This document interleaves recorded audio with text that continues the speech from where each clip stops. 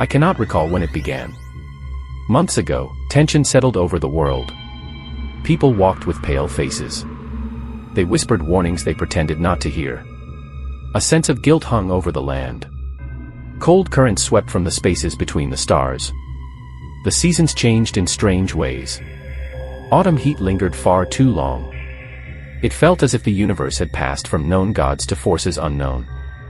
And then Nyarlathotep came out of Egypt. No one knew who he truly was. Yet he carried the old native blood. He looked like a pharaoh. People knelt when he passed, though they could not explain why. He claimed to rise from the blackness of 27 centuries. He said he had heard messages from places not on this planet. He traveled through the lands of civilization, slender and sinister. He bought instruments of glass and metal. He built devices even stranger. He spoke of electricity and psychology. His exhibitions stunned the world. Wherever he went, sleep vanished. Cities shook with nightmare screams. When he came to my city, my friend urged me to see him. He warned me his revelations were beyond imagination. Horrible. Impressive. Terrifying. I burned with curiosity, so I joined the crowds and climbed the choking stairway into a dark room. On the screen, I saw hooded shapes moving among ruins. Yellow faces watching from behind fallen monuments. I saw the world fighting darkness from ultimate space. Waves of destruction closing in. The sun dimming. Cooling.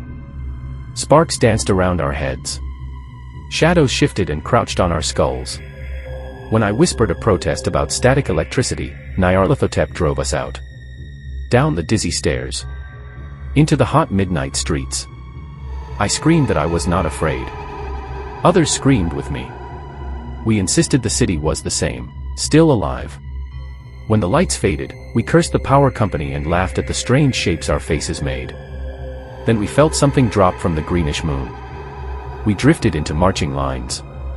None of us spoke our destination, yet all of us knew it. The pavement was broken. The old tram tracks were rusted away. A tram car lay on its side, abandoned. The third tower by the river was missing. The second had a broken top. We split into thin columns. One group vanished down an alley with a single moan. Another went into an old subway entrance, laughing with madness. My group was pulled toward the open country. We stepped onto a moor covered in evil snow.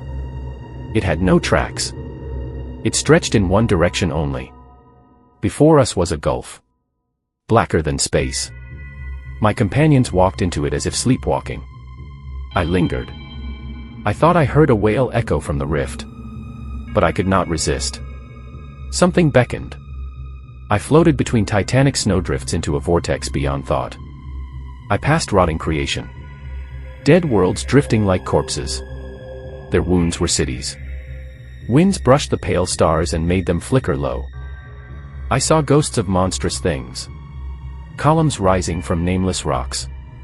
Temples reaching into empty space. And through the graveyard of the universe, I heard the drums. The flutes. The dance of the ultimate gods. The blind and mindless giants whose soul is Nyarlathotep.